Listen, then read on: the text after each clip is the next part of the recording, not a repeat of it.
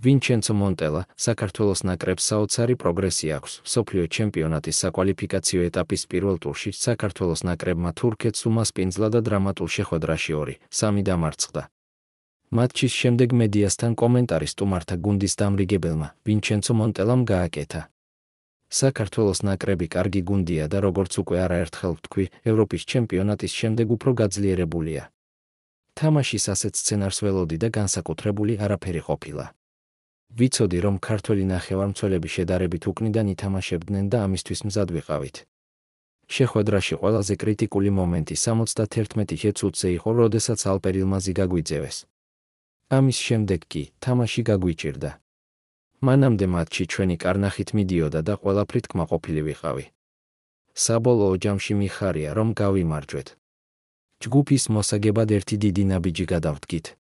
პირველობისთვის აუცილებლად ვიბრძოლებთ. საწყისი თამაშები ყოველთვის რთულია, დღესაც ბოლო წუთებში გაგვიჭირდა, მაგრამ 3 ქულა მაინც მოვიპოვეთ. კიდევ ერთხელ მინდა აღვნიშნო საქართველოს ნაკრების საოცარი პროგრესი. დღევანდელი შედეგი მათთვის სასიხარულო არ არის, მაგრამ ქართველებმა ნამდვილად კარგად ითამაშეს.